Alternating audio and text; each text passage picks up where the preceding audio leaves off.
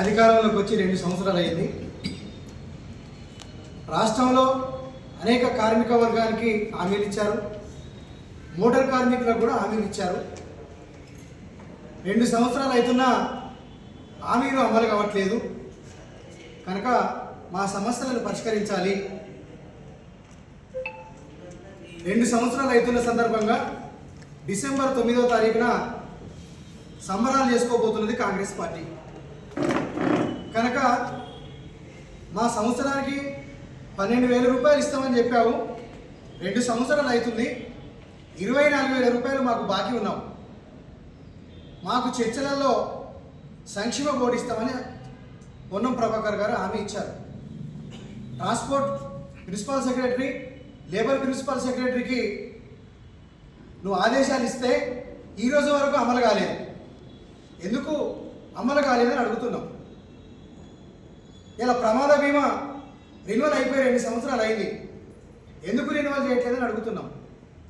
Ola, Uber రాష్ట్రంలో motor కార్మికుల్ని, రవాణా కార్మికుల్ని దోసుకుంటుంటే మాకు కొత్త యాప్ కావాలని అడిగాం, ఇస్తామని చెప్పావు, ఇప్పటి వరకు ఎందుకు ఇవ్వట్లేదు. హైదరాబాద్లో మీటర్ ఛార్జీలు పెంచుతామని చెప్పావు. ట్రాన్స్పోర్ట్ డిపార్ట్మెంట్ వాళ్ళు మీటర్ ఛార్జీలు పెంచుతూ అంటే ఒక డ్రాఫ్ట్ని తయారు చేసి ప్రభుత్వానికి రెఫర్ చేస్తే 3 నెలలు అవుతున్నది, ఎందుకు సంతకం పెట్టట్లేదు అని మేము ప్రశ్నిస్తున్నాం. కనుక ఇచ్చిన హామీలు వెంటనే అమలు చేయాలని మేము కోరుతున్నాం. మరోపక్క ఆర్టీసీలో మహిళలకు ఉచిత ప్రయాణం మూలంగా, మహాలక్ష్మి పథకం మూలంగా రాష్ట్ర వ్యాప్తంగా ఆటో డ్రైవర్లు నష్టపోయి కష్టపడుతూ ఆత్మహత్యలు చేసుకుంటుంటే వాళ్ళ కుటుంబాలను ఆదుకోలే. ఆత్మహత్యలు జరగకుండా ప్రణాళికను రూపొందించలే. మేము డిమాండ్ చేస్తున్నాం కదా, అడుగుతున్నాం కదా, రిక్వెస్ట్ చేస్తున్నాం కదా, నెలకు 6,000 వృత్తి ఇవ్వని అడుగుతున్నాం. ఎందుకు ఇవ్వట్లేదు? ఎందుకు నువ్వు హామీలని అమలు చేయకుండా ఉన్నావు? గత ప్రభుత్వాన్ని 10 సంవత్సరాలు పాలించినటువంటి ఆ ప్రభుత్వాన్ని ప్రజలు ఎందుకు దించారు కదే? నీకు తెలియదా? ఆ రోజు బడ్జెట్ లేదు రాష్ట్రంలో, ఈ రాష్ట్రం దివాలా తీసింది అనేది మీ పార్టీకి ఎవరు తెలియదా? ఎందుకు మేనిఫెస్టోలో పెట్టావు? ఎందుకు హామీలు ఇచ్చావు? ఇప్పుడు డబ్బు లేదని ఎందుకు నాటకాలు ఆడుతున్నావు? ఎన్ని సంవత్సరాలు కార్మిక వర్గాన్ని మీరు మోసం చేస్తారు? ఇతర దేశాలకి వెళ్ళి ఇక్కడ పెట్టుబడులు పెట్టండి, ఇక్కడ అన్నీ ఉన్నాయి, భూమి ఉన్నది, నీరు ఉన్నది, కరెంట్ ఉన్నది, ఉద్యోగాలు వస్తాయి అంటున్నావు. మాకు ఉద్యోగాలు ఇస్తావా? ఈ రాష్ట్రంలో స్థానికులకు 80% ఉద్యోగాలు ఇస్తావా? ఎందుకు ఇతర దేశాలకు వెళ్ళి ఈ దేశానికి మీరు పెట్టుబడులు పెట్టండి, ఇతర దేశాల కంపెనీలు రమ్మని అంటున్నావు కదా? ఈ ప్రజలం కదా మేము, మాకు ప్రయోజనాలు ఉండాలి కదా. ఎవరి ప్రయోజనాలను కాపాడుతున్నావు, ఎవరి ప్రయోజనాల కోసం మీరు పనిచేస్తున్నారు అనేది మీరు ఆలోచించుకోవాలి.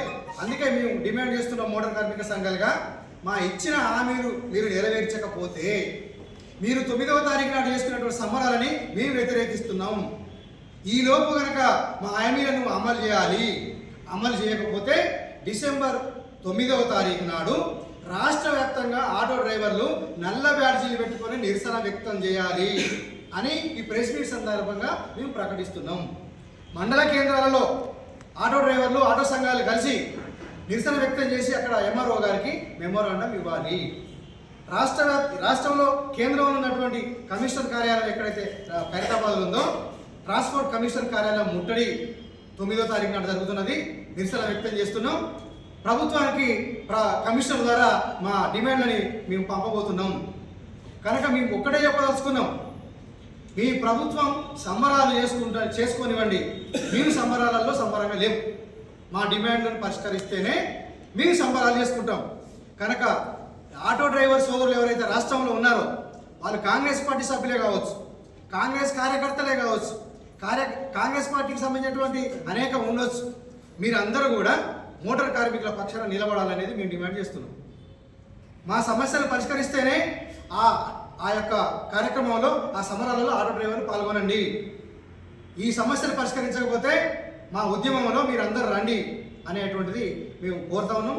అవే ఈ ప్రెస్ మీట్ సందర్భంగా చెప్తున్నాం. మరొకసారి రేవంత్ రెడ్డి ప్రభుత్వానికి మేము డిమాండ్ చేస్తున్నాం, మేము రిక్వెస్ట్ చేస్తున్నాం, ఇచ్చిన హామీలని అమలు చేయమని కోరుతున్నాం.